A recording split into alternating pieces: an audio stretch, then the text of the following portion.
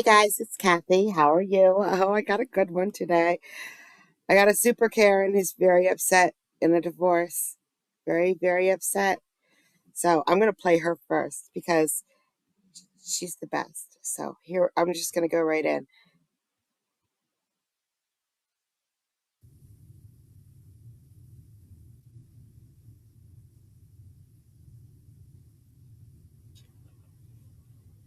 All right, so we're not on the record yet, but we have a motion to compel.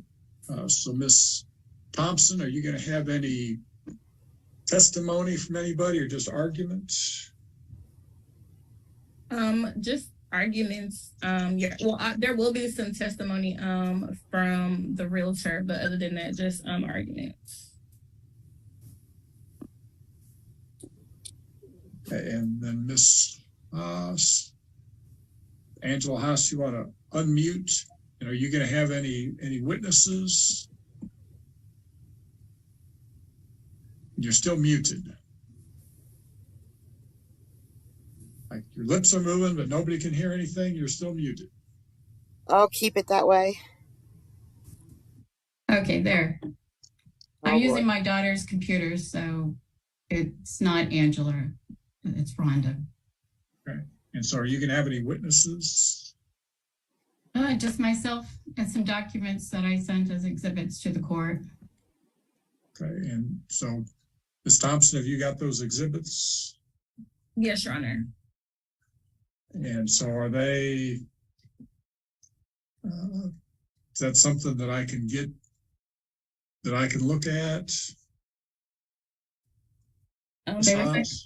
They were sent to the court clerk as well, or Maria, or whoever it goes to. Okay, I mean, because I don't see anything in the file, so I'm not sure if it's, I know you can look at exhibits somehow on Zoom if they're downloaded or something. I don't know. All right, so let me get. I asked to appear in court, but I was not given the right to appear in court. Okay. What do you mean you're not? Okay, what do you mean you're not given the right to appear? I asked to appear in court so I could bring physical documents. I'm not used to using the computer, and the internet is liable to go out here. It's not reliable. So I was not given that right. But anyways, I did send the documents. I don't know. I'm not that computer savvy at the moment. I don't have access to all of these things, but I did send copies of the documents. Okay. Well, I don't have any of those, and you could have shown up, but we're going to go ahead. And so Ms. Thompson and Ms. Haas, got your witnesses. Let me get them to raise their right hands. Okay, do you and each of you solemnly swear the testimony you're about to give will be the truth, the whole truth, and nothing but the truth, so help you God? I do. Yes. And Ms. Belusic? Oh, and Ms. Belusic, you're muted. You're muted.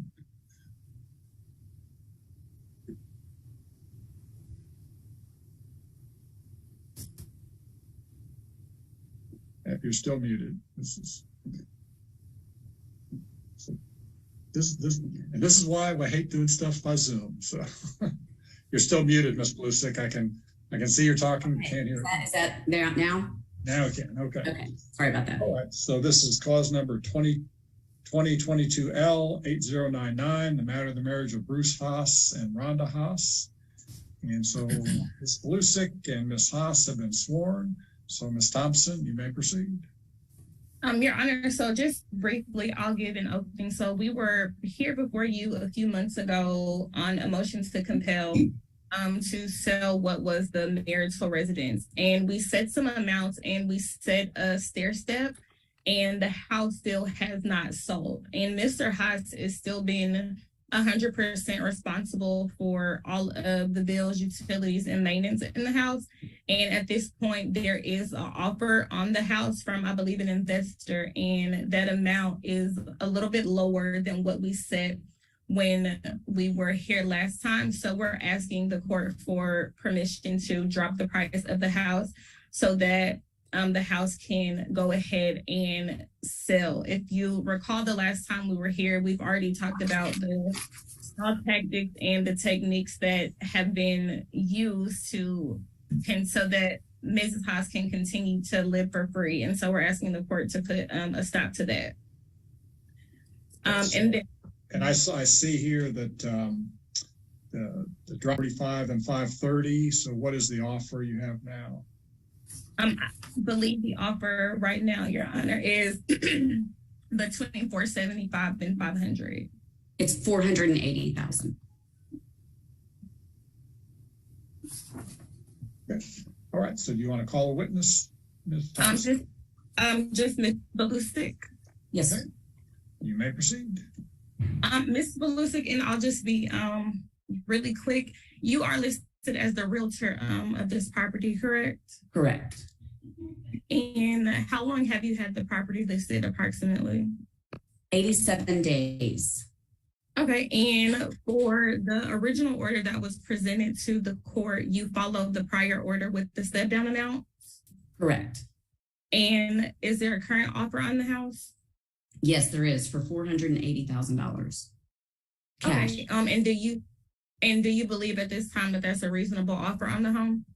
I do, just because there is a lot of updating needed, and the investor brought in a contractor and showed all the different things kind of needing to be done. So I feel like he's going to put a lot of money into it. So I do feel it's fair. Okay, and do you believe that at this point they could get, please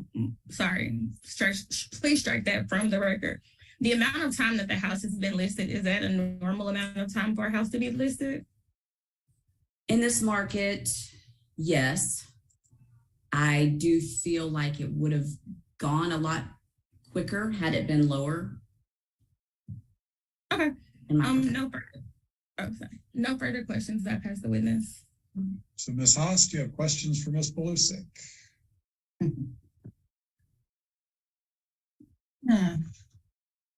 I will. Yeah. Okay, Ms. Belusic. If you were to look at the outside exterior of the house and the landscaping and whatnot, is that what you would find standard to putting a house on the market for sale in our area? No, I mean, it definitely needs curb appeal. And trimmed up, yes, it needs definite curb appeal. So in your assessment and looking at the landscaping just on the outside, not to even look at what needs to be done with the house, the landscaping on the outside is not what it should be. Yes, ma'am. Thank you. All right. Anything else, Ms. Thompson? Nothing further, Your Honor. All right. So Ms. Haas, do you want to give some testimony? I would, yes, I would love to. In this whole divorce situation, there's been a lot of things going on that have happened that are been shady, for what I say. The last time before I appeared before court, I had gone in to get some information to properties that have been sold in the area. Your Honor, I'm going to object to narrative and to relevance. Number one, this issue's already been litigated and none of the testimony being presented is what we're before the court for today. Okay, so it is very important. Can I continue? There are objections sustained, so you can continue. It's going to depend on what you're going to say. Okay. Well, let's get right down to the issues at hand.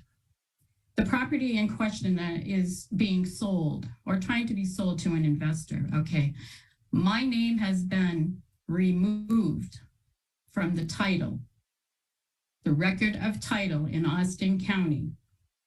Someone has not. I'm going to object to relevant. Yeah. The documents are missing. The documents are not there. Why? What document are you talking about? Right now, my husband is shown to be the only person on the deed. I sent a document to the court showing the loan papers the loan papers, that I am to be on the deed. So have you looked in the clerk's office for the deed to the property? Bruce Haas is here. He has the document, and he could testify to the fact that it was sent to him with his name only. Do you have a copy of the deed where you and your husband obtained the property? I do not at the moment. I am broke. I have no income. I have no income. I have no alimony because Mr. Haas didn't want to pay alimony. So when we went to mediation, to relevance, we're going to go off the record. There's no way we could do this on the record. So instructing the court reporter to stop. So you don't have a deed. Why do you say your name is not on the title? I went into the assessor's office to get information. We have a cash sale for the house behind us that went for $500,000+. That was not on record. I could not get access to anything because I was told that I do not have, my name is not on the deed. If you came to the tax assessor's office, why didn't you come to the courthouse and look for the deed? I did go in. Okay. I did go in. Okay, and I do have the original paperwork that I gave the court a copy of it. That shows not, which I know at this point, we don't have to get it. I just want you to know that fact. Also, okay, well, I don't know any facts yet, and I'm still asking the question. So you came to the courthouse, you looked at the deed, and you're saying your name is not. I did not get. They told me I could have access to the room. I did not have time, or stress is not good for me. I have been in and out of the emergency room prior to this divorce, and I am not to get stressed because I will end up back in the emergency room. So these court settings are very upsetting. It would be too stressful to come to the courthouse and look at a deed? At the time I was at the courthouse, I decided that I would go to the title company to find out what happened. So I went to Bott's Title in Sealy and had them pull all of the documents to our mortgage. Somewhere along the way, the official loan paperwork has been changed. Your Honor, whether it's from Chase. I said we're not on the record, so you don't need to object to anything. But what does a loan have to do with title to the property? Okay, I don't know if Mr. Haas has done some finagling behind the scenes. Okay, but just wait a minute. What does the loan have to do with title to the property? He looks like a finagler, doesn't he? Look at him. Look at him. He's finagling right now out of the Zoom camera. I am being forced to sell this house for nothing. I am being forced.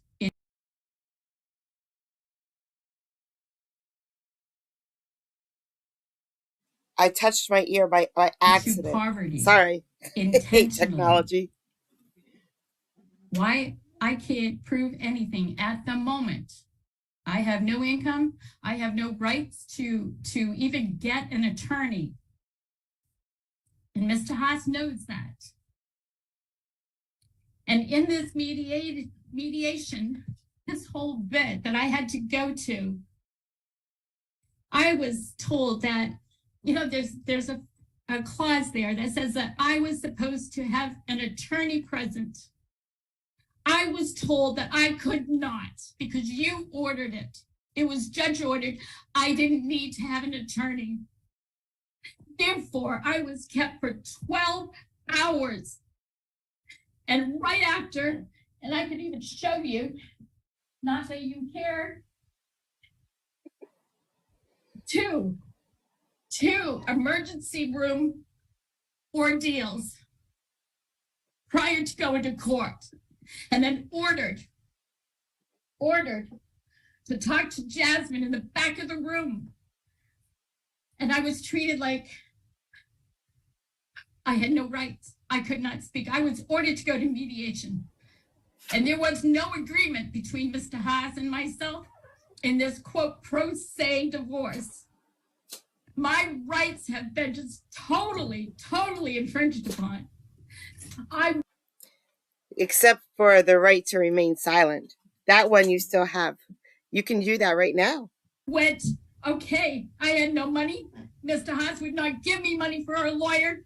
I went down to the bakery where the lawyer for people that don't have any money and representation are supposed to go.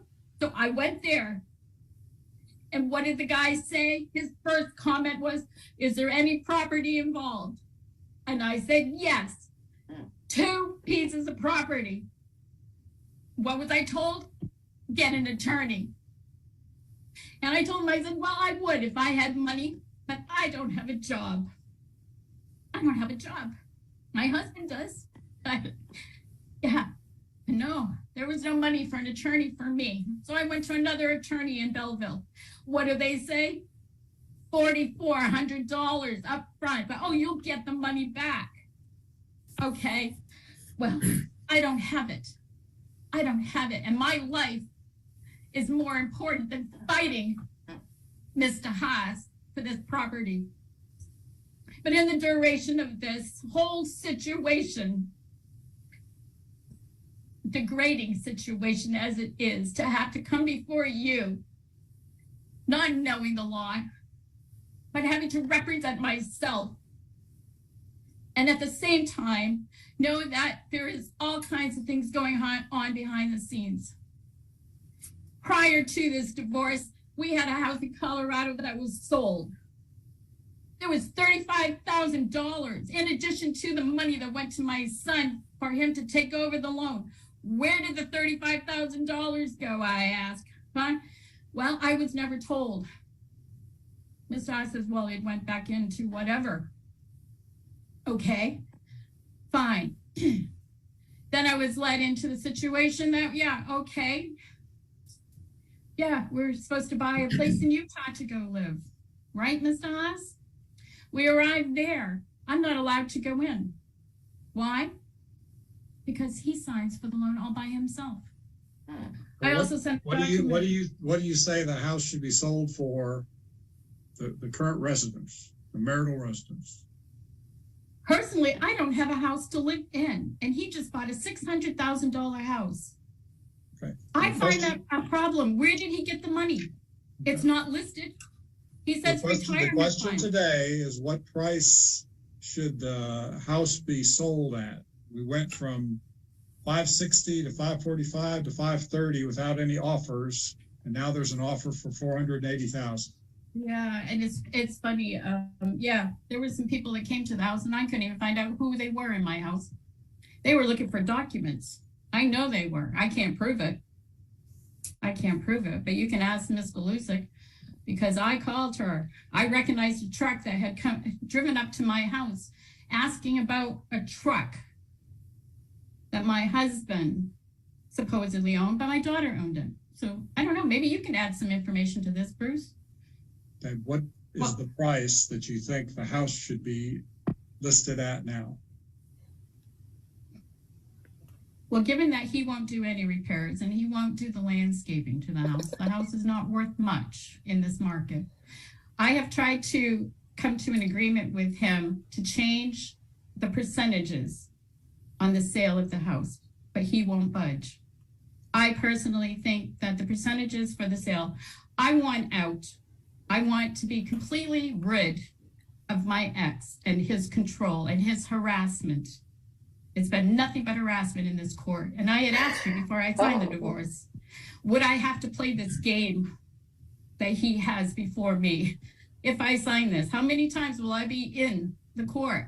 And you said, well, if he has a legal situation. So here I am, harassed by Mr. Haas. So Okay, I so would like to get just wait a this sold. second. So back in December last year, so about 11 months ago or so, there was a divorce decree signed, and we had procedures in here to sell the house. The house is not sold yet, and that's the issue today. So what are you saying the value of the house is that it can be sold at?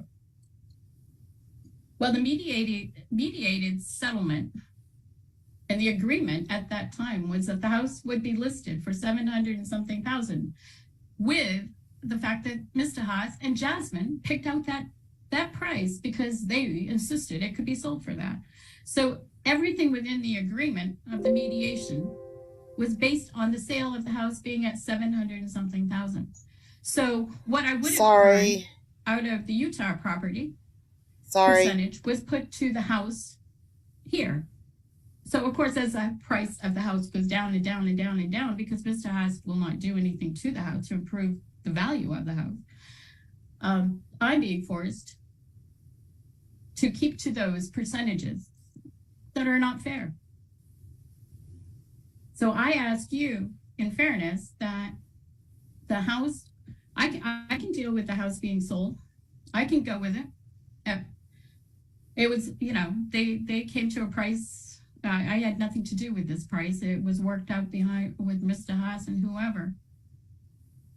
But I can sell this house to the investor, but I think the percentages of what is coming from that should be increased on my part.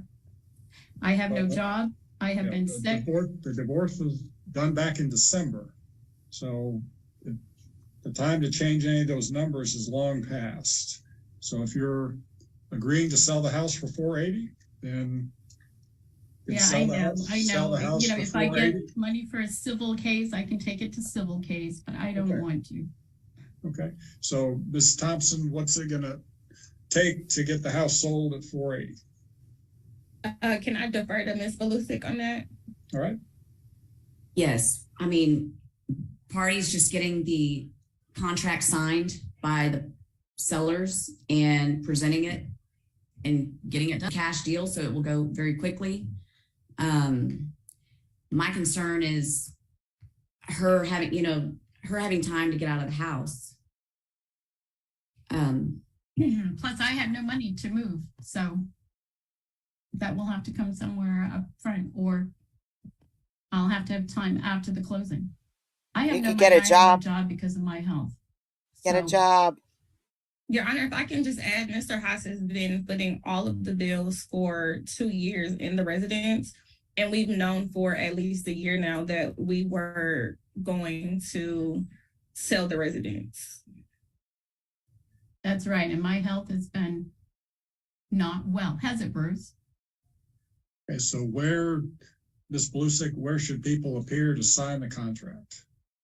I can do electronically for Mr. Haas, and I can meet Mrs. Haas either at my office or I can go to her house. However, whatever's easiest on everybody. All right. So, Ms. Haas, what's easier for you to go to Ms. Belusic's office or for her to come to the house?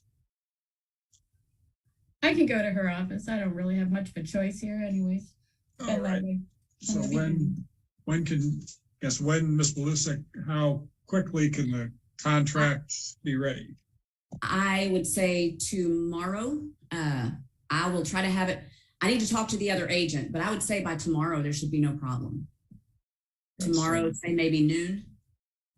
So on Thursday, September 28th at noon. All right. So then, Ms. Haas, can you get to Ms. Belusic's office tomorrow at noon? I can. And when do I have to have my belongings out of here?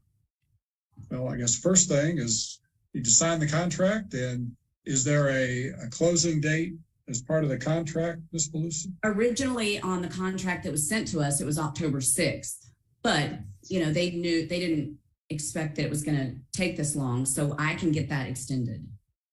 Right. All right. So I guess if you get with the other agent and come up with some other closing date, sure. So, you know, mid-October, something like that. Okay.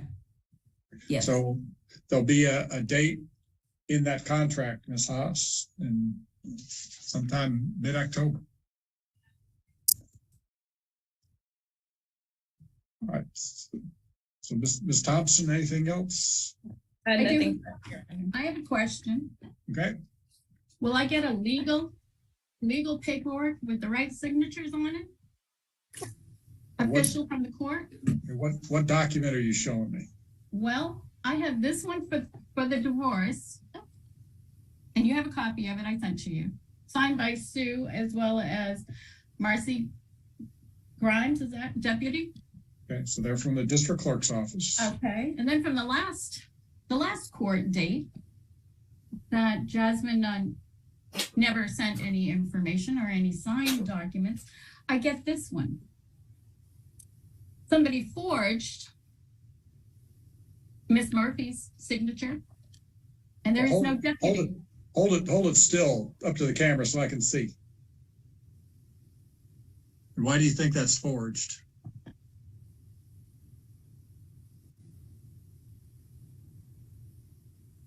Put it up on the her signature up by the camera.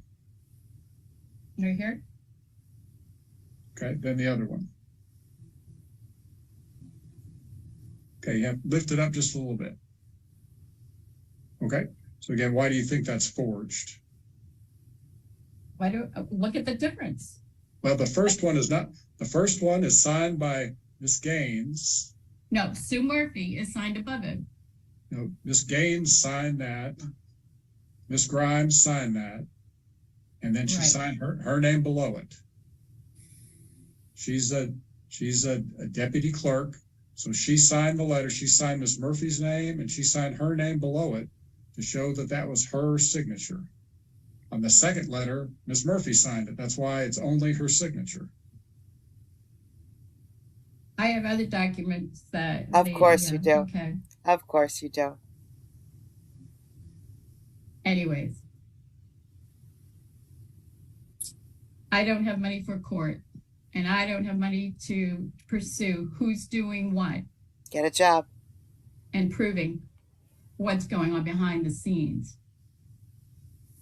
Unless I want a full-time career at some illegal activity going on. All right, so could you be at Miss Blusick's office tomorrow at noon to sign the contract? Yes, I can be there. Okay. All right, so we'll go back on the record in just a second. So, Ms. Thompson, is there anything else? I have nothing, Your Honor. And Ms. Haas, anything else about the sale of the house? No. All right, and then Ms. Haas, you know where Ms. Blusick's office is? I do. Okay, so where is that? Yeah, it's in Sealy. I'll find my way. Where is it in Sealy? I don't know. I'll find it. All right, so Ms. Blusick, what's the physical address? 402 4th Street here in Sealy, Texas, 77474. All right, so did you write that down, Ms. Haas? No, I didn't. I'm sorry. I'm a little frustrated with the legal system as it is. Do you have a piece of paper? I know where her office is. I was there before and signed documents. I will find my way there. What time do I have to be there? At noon. At noon. All right, so go back on the record.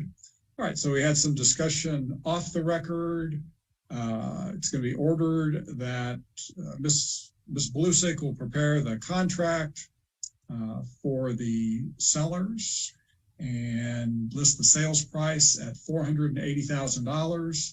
She will get Mr. Haas an electronic signature to sign the contract, and Miss Rhonda Lynn Haas is ordered to be at Miss Blusick's office at 402 4th Street, Sealy, Texas, on Thursday, September 28th at noon, and sign the contract. So Miss Blusick, will there just be one document that Miss Haas needs to sign?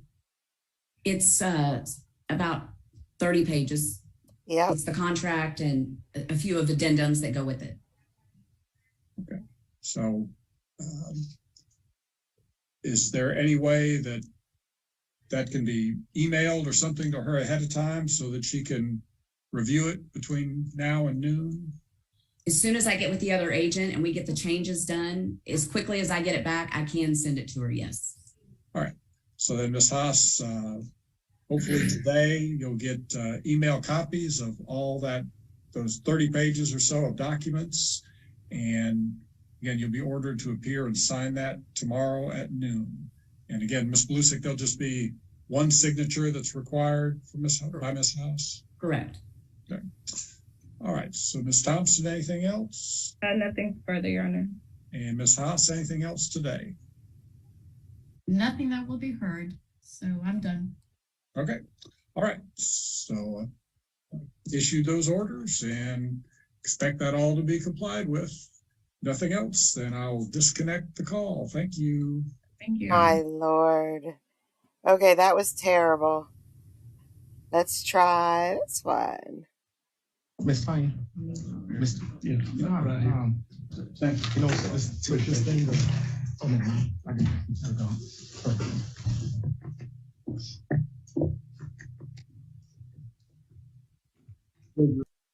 Okay, tell me.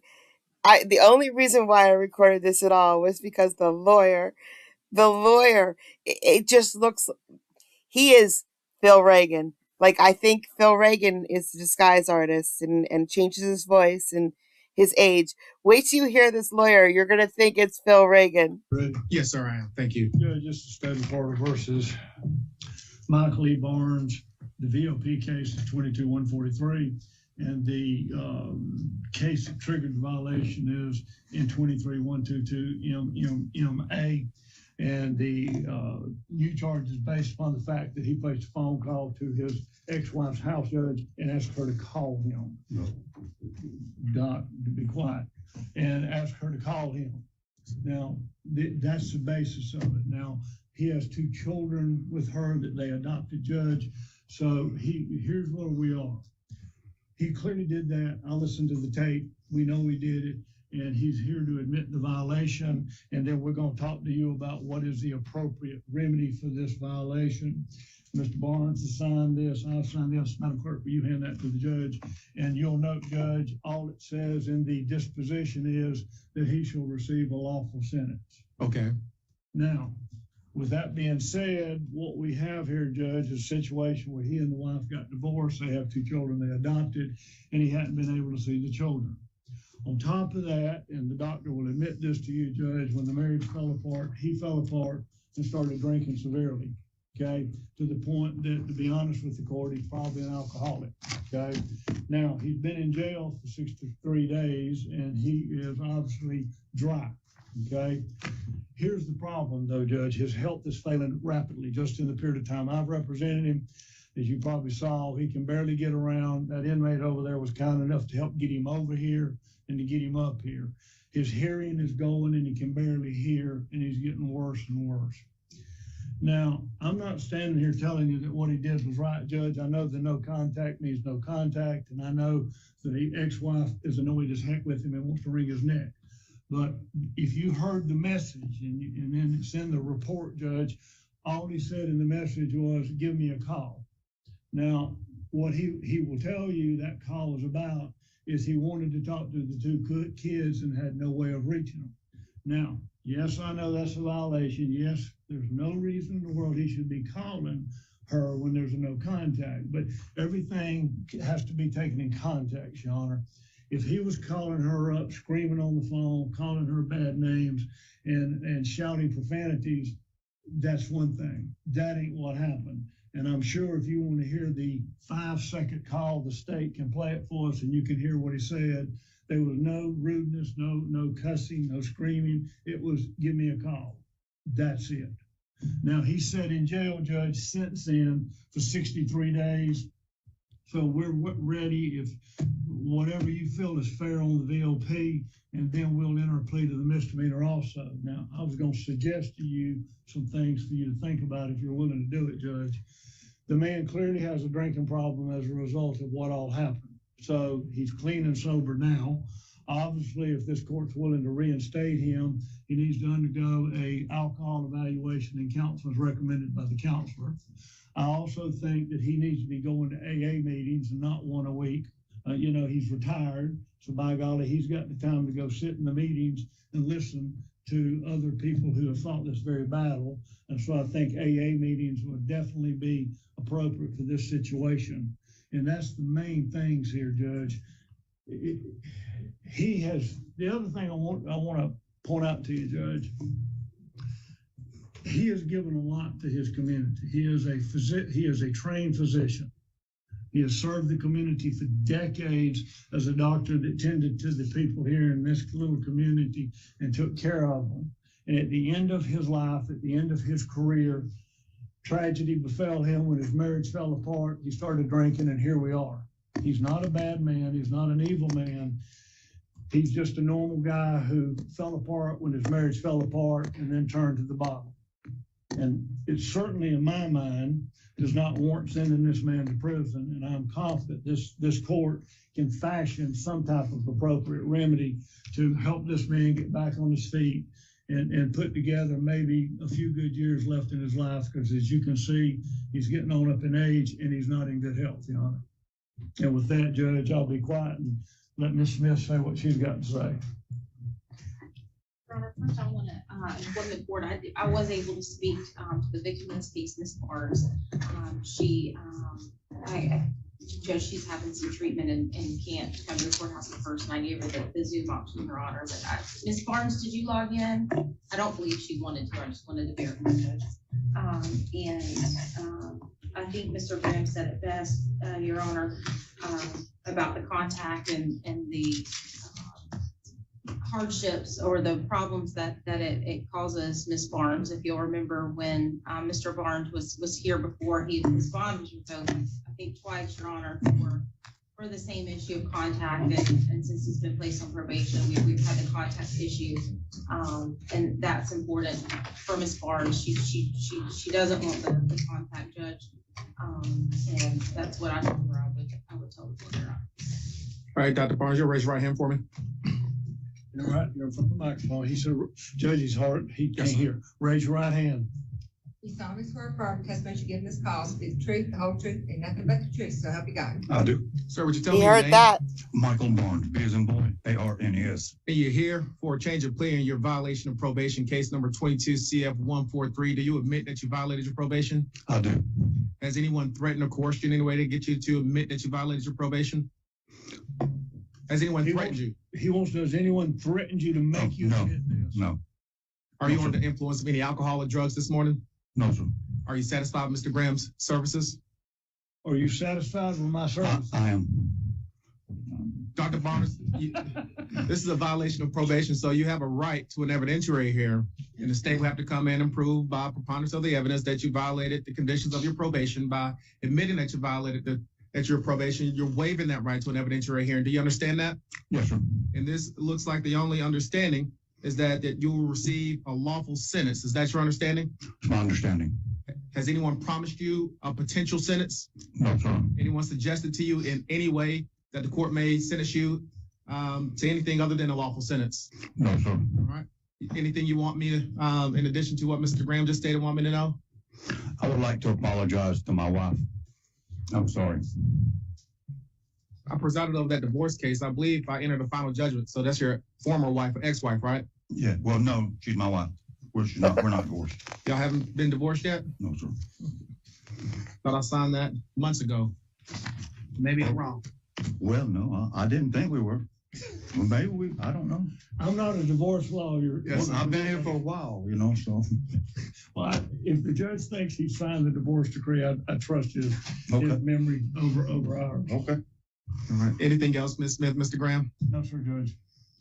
Mr. Barnes, this is probably the third time you've been before me on this contact issue, twice when the matter was pending. I revoked your bond twice and had you sitting in the county jail because you made contact and you entered a plea to probation. And months later, again, we have a contact issue. My word, it won't happen again. You told me that twice before. I can tell you the only thing that's saving you from prison is your score sheet. You only score 16.2 total sentence points, and the law is anything less than 22 points is a non-state prison sentence unless I make certain factual findings that I'm not going to make in this case. I don't believe they are appropriate that you're a threat to the community. But I'll tell you this, I'm not sure what happened with your life and career, but too much water will rust any battleship. You understand? I'm telling you, too much water will rust a battleship. I'm suggesting the alcoholism. You need to get that under control. Okay. He's saying if it wasn't for the bottle, you wouldn't be here. Okay. What was about a battleship? Just an old folks saying, Oh, speaking parables. It was a maxim, okay? got it. An idiom. There you go. There you go. All right, Dr. Barnes, I'm going to sentence you to 80 days in the Gulf County Jail with credit for 63 days. Your previous conditions will be reinstated. Within 30 days of your release from the county jail, you must enroll in a substance abuse and alcohol evaluation. You must follow up with any counseling. You will have no alcohol whatsoever while you're on probation. You must attend AA classes 2 times per week. You will have random urinalysis at your own expense. And there's an additional VOP fee. What's that amount? It'd be $100. $100 for violation of probation fee, but all other conditions that you haven't satisfied will be reimposed. You got 30 days from today to appeal the judges and sentence of the court. If you cannot afford a lawyer for appellate purposes, one will be provided for you. So you're not going to be released from the county jail today. You got another, looks like about 17 days to go, plus or minus whatever credit they give you at the jail. And Your Honor, the defendant was originally withheld or.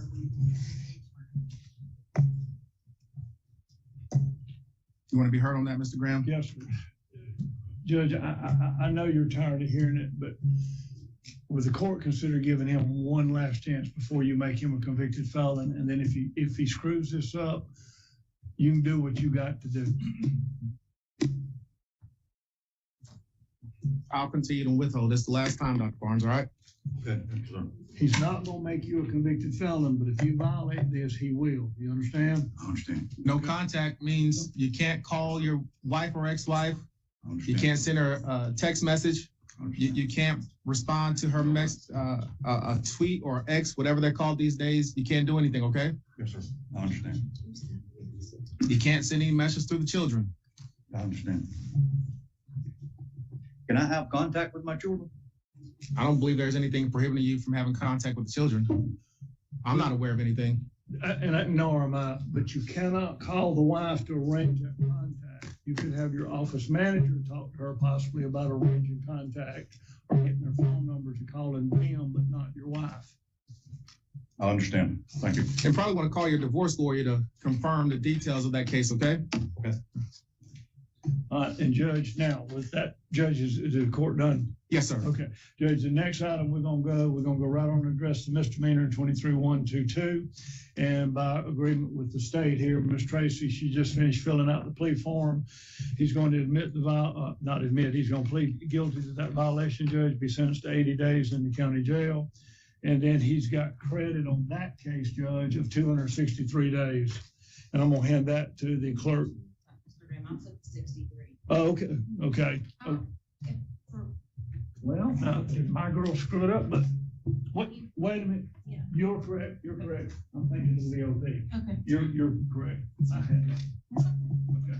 Judge, she's right. I had my two mixed up. So Ms. Tracy's right. It's 63 days credit with 80 days in the county jail. All right, I'm going to set this as a plea and abstention. And Mr. Barnes, you'll be sentenced as announced by counsel, sir. Best of luck to you. I got it. All right. Now, Mr. Bailiff, what do you want him to do? Get back up there? Yeah, he's gonna help you. All right. Probably needs to be fingerprinted on the misdemeanor, right? Conga line. Guilty on the misdemeanor? Yes, sir. Yeah. Mr. Graham. Yes. Doc, where are you gonna be living? They wanna know your address when you get out of here. Where are you going to? 170 Treasure. Okay. That's sufficient. If that changes, I can call you. Yeah, well, you're gonna call your probation officer, okay? He just reminded me of Philip Reagan so much that I just had to bring it up here. Now this poor guy The wants hearing of custody. October 11th, 2023 at 2 p.m. is vacated unless he wants to come back to an attorney. We're going to vacate that and we're Do you want me to today. wait until you make your ruling, or should I put it in there now? I think you put in there now. Did he say he wanted to come back with an attorney? He did kind of mention that, but I don't think he will because he doesn't even have housing, but I can't say that for sure. We can wait. Now I can just type and put it in your queue if you do it. Okay. What was it, 10, 11 at what time, Your Honor? Or is that 2:00?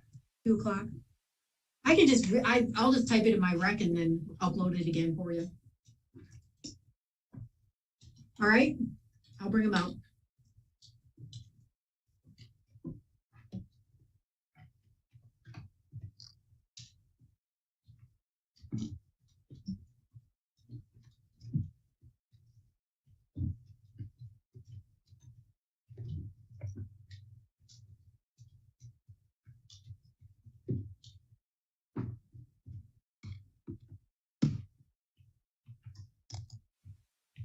This is a custody hearing where the mom wants to change what they already settled on.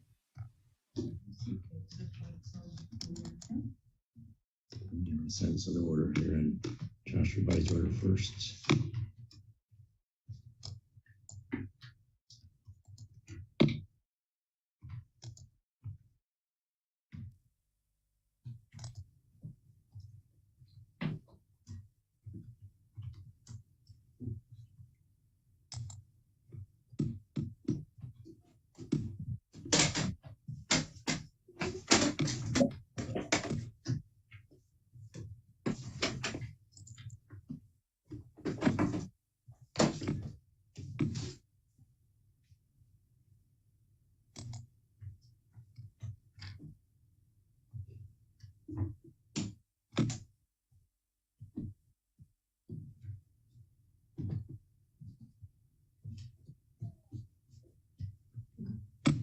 Court is now in session. Top of page 4, Jonathan Owens versus Chelsea Corkin. For the record, this matter is before the court on the defendant mother's request for an ex parte relief. This hearing this afternoon is being conducted via Zoom. Are you Jonathan Owens? Yes, sir. Right. Mr. Owens, if you can you find a place you can sit down? You're walking around. I'd rather you sit down and be focused. Sorry, my daughter's gotten to my court papers.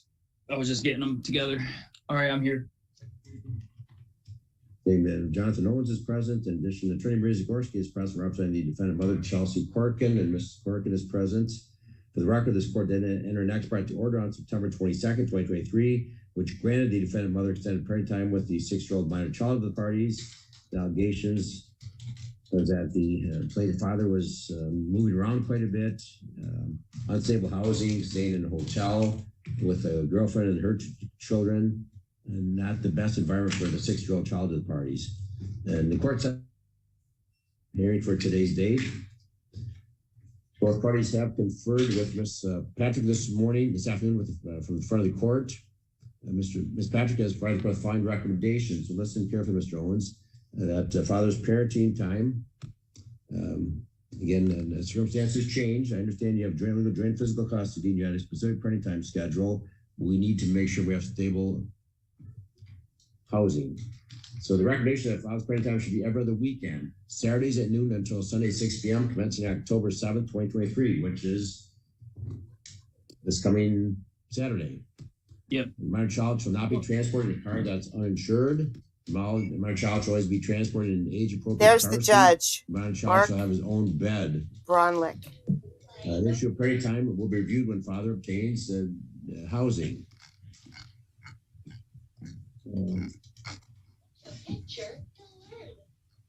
That is the recommendation. Mr. Owens, do you understand the recommendation? Yeah, I understand the recommendation. Then another thing I know, like I'm the one who told her that Monday through Friday and every other weekend would work. And I would just want Friday, Saturday, and Sunday, just to pick him up since he don't have school Friday night, and every other weekend would work out fine. He will have his own bed. And as soon as I find proper housing, I just would love ask the courts to have it go back to that when how it used to be 50-50, picking him up from school Wednesday, Thursday, Friday, and taking him to school. Because we like being participants in his schooling, and then we have been. And that does work. She can stay with him because of school with her at night, because I'm the one who recommended it. So every other weekend, that does work for me, but I just would like the Friday, Saturday, and Sunday, just those, it's just an extra day. And he's been with me for 5 years now, every Wednesday, Thursday, Friday, Saturday, and Sunday. Then it would switch to Wednesday, Thursday, Friday. Then she would get them that weekend until that Wednesday. I just hold on, Mr. Owens. Let's not get the cart before the horse. The recommendation is you don't agree with the recommendation of every other Saturday at noon till Sunday at 6. You want your parent time every weekend but starting on Fridays. Is that what you're suggesting? Correct, sir. Friday after school, I can pick them up. Like I have been picking them up from school. Like some days, all right. She knows it. Did you discuss that with Ms. Corkin, Mr. Gorski, and Mrs. Patrick this afternoon? Yeah, I told them I would want that Friday, Saturday, and Sunday. Yes, I have. Okay. All right. So where will you exercise your parenting time? What was that? Oh, I got where at? Yes. Where is your child going to sleep? He's got a bed. We're at the Quality Inn. She has a bed. He has two little siblings. His sister has a bassinet, and the daughter and the baby really sleeps with her mom some nights in the bed because there's no room because we got scammed into moving into a foreclosed home. The kid used to have children used to have a bed and everything, and so we got scammed and we had to get out of a foreclosed home. Because of my probation officer said I couldn't live at a foreclosed home, and that's Agent Grocer. He will tell you himself. And now we're at the Quality Inn in Dundee, Michigan. It's right there in town, right by a school. I mean, Slow down, Mr. Owens. How many people are in this hotel room? It's just me and my fiance and two daughters. Your daughters or your fiance's children? My daughters. We've been together since Weston's been 1 year old. Okay. So these are step siblings then, correct? Well, half. Nope, they're mine. Okay. Are they male or female? They're both female. And I understand about she's saying about not sleeping in the same bed, and that's why he has the fold out. They have a fold out there, or he sleeps in the bed by himself if he was to stay with me, and the baby sleeps in the other king size bed with her mother. And I work midnights. What about the other daughter? What the other daughter? The baby sleeps with her mom. Yeah, no, she sleeps in a bassinet. She likes her bassinet. She sleeps in too. Okay. What about the other daughter? That's the only two. The baby. Okay. I got a 3-year-old and a 1-year-old. One child sleeps in a bassinet. The other one sleeps with her mother in a bed. Yes. Yep. And Weston sleeps in a pullout. Yeah, there's a pull-out bed there, or there's a queen-size bed. Either one that you guys want me to get, I can always switch rooms. Where do you sleep? I sleep on the bed. Like sometimes I sleep on the pull-out or wherever I lay my head because there ain't no room. Like sometimes in the bed because the baby likes to lay everywhere and roll on top of me sometimes. So I try to find somewhere else to sleep because of that. But Weston will have his own bed. In the or anything, just sleep with next to me. The hotel room is not a really appropriate place to have spend time with a child. I know, but so are you employed right now, Mr. Owens? Yeah, I'm employed. I work at TWB Monroe for 3 months now. I just started in June. I have been trying to get hired in there, and this is my my hire in date. And I have been working really hard to do it, and I've been working 40 plus hours a week. Some nights and every other weekend. That's why you cannot find an apartment. We have the money, Your Honor, but it is hard. We can't find anywhere. We keep getting denied or not getting help. We keep getting like telling them they don't have funding. We've been trying and we just can't get anywhere. They're mostly they want a credit score, a real high credit score for some places, and I honestly I don't have that good of a credit. I'm trying to. I'm trying to work for that, but it's inflation is killing us. Like everything is really hard right now for people of lower class. Weston is Weston in school at Dundee Schools? Yep, and that's where I'm at right now. And we're trying really hard to find a place located in Dundee so we can be closer to a school to be able to take him also. Well, it's quite a ways from Frenchtown Township where TWB is located. You might want to look at Jefferson schools, or that's something you need to talk with Miss Corkin about. Oh no, if it's closer to your place of employment. Yeah, well, it's only I understand that, but I got a Ford Escape. It's pretty good on gas, and it's all right. So this recommendation you want Fridays, Miss Gorski. What's your client's position on Dad's the alternate weekends, but he wants Friday after school apparently. Your Honor, we have some very serious concerns. Mr. Owens, I don't think has any auto insurance, and I think he's going to be showing up with somebody else to pick this child up. And it's fine. My client knows to ask for proof of auto insurance and to see a driver's license. But one overnight in this environment where people are sleeping wherever they lay their heads, apparently, and babies are with parents and kids are on fold out. One overnight is enough every other weekend. A lot can happen in 48 hours. And my client has always facilitated this relationship. She will continue to do so. But from noon on Saturday until 6 on Sunday is sufficient to maintain that relationship without leading to something that's even more chaotic than what Mr. Owens is presenting to you today. We agree with the recommendation. All right, thank you. The court does not disagree with that, Mr. Owens, until you get settled. This court, if it weren't for Mr. Corrigan agreeing to this, the court may balk at the fact of having this child be spending in a hotel with so many people. It's two adults and 3 children in a hotel room. Yeah, and I'm trying to find a place. It's not my fault I got scammed. I understand. I've read, Mr. Owens. Not on drugs. I understand. I've read your lengthy. You've even filed an objection to this ex parte order, a motion to rescind or modify. I've read your lengthy letter, and I understand you're trying to be a good father. You're struggling financially. I understand, and maybe your fiance needs to help out with some housing expenses. Because this court's only concerned about Weston. This is the court's only concerned about Weston, not these other children. I understand they're all children, but this court's concern is Weston.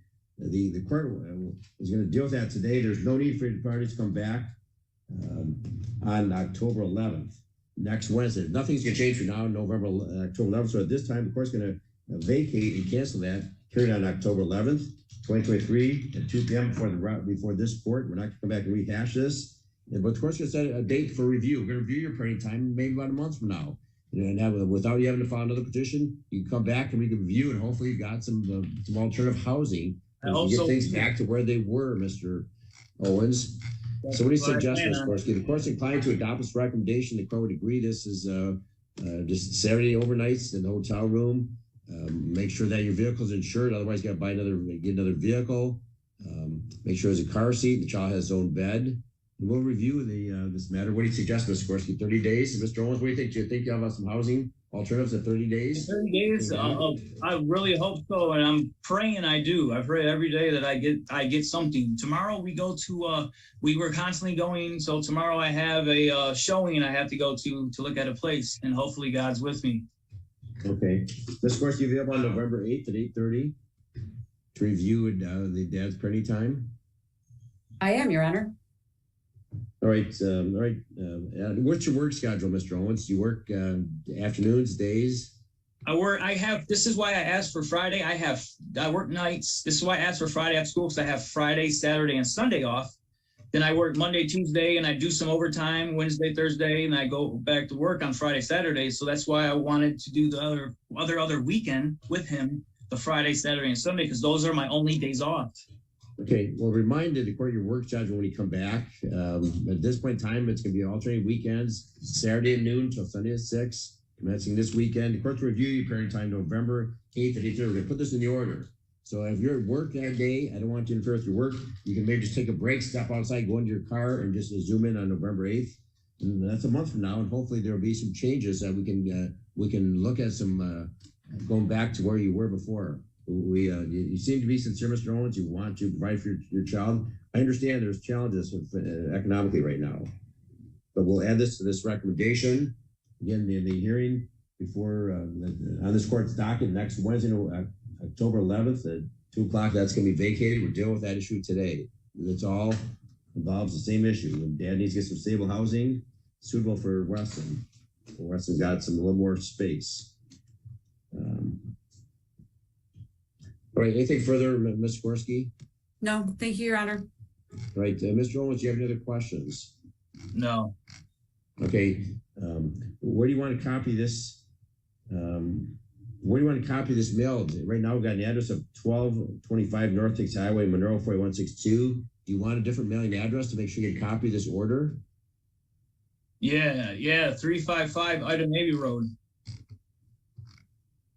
Okay, is that your parent? Yeah, Okay, is that Dundee or Ida mailing address? Monroe, Michigan, 48161. Okay. Ms. Gorski, did you capture that address? 355 Ida, maybe 48161, correct, Mr. Owens? Yes. Yes, got Okay. it. Thank you, Judge. Mr. Patrick, can we make sure we mail a copy to Mr. Owens at that address, since he's no longer living at the Quality Inn and Dixie Highway?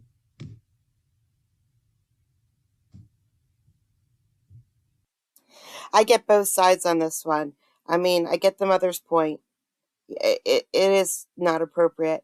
I get the father's point. You know, he is trying, but he does live in a hotel right now. He has to find a place, and I think he will. I think he'll be fine. He has a good job. The judge is right. The other mother should probably chip in a little bit. But yeah, I think by November he'll be fine and he'll get his parenting time back. It looks like the mother isn't trying to keep the child from him. She just has concerns for everything. So, you know, so for this next month, he's just going to have to do with, you know, every other weekend, one day, but he'll be fine. He will. So I got one more, 2 minutes long. Here we go. Good morning, Your Honor. Mark Awada. Ms. Carlago, please state your name for the record. Christina Camargo. Right, Mr. Awada, this is your motion today. Have you given the defendant a copy of your motion? No, Your Honor, I did drop off 3 copies with the court, but I do believe that she has no desire to keep me on as her counsel whatsoever. There's been a complete breakdown, and I can't represent her anymore. All right, Ms. Carmichael, Mr. Awada is making a motion today to be taken off your case, saying that there's been a breakdown and he cannot continue to represent you. Are you asking for me to grant that motion, or do you wish to keep working with him? I don't know what he means by a breakdown, but no, yeah, either that or I was going to hire a new attorney if needed. So, okay, I will appoint an attorney today. I will grant his motion. If you hire an attorney that you want, we'll get a substitution over and we'll take off the court-appointed attorney. But I do want to keep this moving. We're going to reset the matter for a free trial on November 7th, 2023 at 8:30 a.m. on Zoom. That way, whatever new attorney can get up to speed. Okay. right. We have another court date coming up besides this one. I don't even understand why this is canceled now. Now you're just coming back November 7th. Okay. I will change the court date. There's no reason to have a court date in a week when you won't have an attorney ready for that date. I can. I'm fine with the court appointed. It's fine. I want to get that. I want to keep the court date for the time to get that over. I can't get a court appointed here within a week, ma'am. I can't get a court appointed here within a week. I have to give them notice. They also have schedules. I have to give them notice. We're going to appoint somebody. I can't just assume that they're free next Tuesday with nothing else to do. I understand that. That's fine. Okay, so November 7th. We'll see you back then. All right, thank you. Well, guys, thank you so much for coming out today. Those are the videos that I had. I think Karen had me, so I had to post that right away. And I found the other one, so I just tapped those on. But it was just the Karen that we were here for. You got to pity Mr. Bruce. I don't know how many years they were married. It didn't say that I heard. But, man, how did he do it? How did he do it? And she's still berating him, and then she's saying he's harassing her, and that just, I lost it when he said that he was harassing her. My Lord. I don't know. She has to move everything out of her house by mid-October. And yeah, she had 2 years. She knew it was coming, but man, now she has to do it right away and take a hit. Wonder if she's going to sue him in small claims after this. My guess is yes, but we'll see. Yep. Amanda agrees with me. She's going to sue him in small claims, and her mouth will just, lose that case for her. All right. Thanks for coming out, guys. I hope you have a great day. See ya.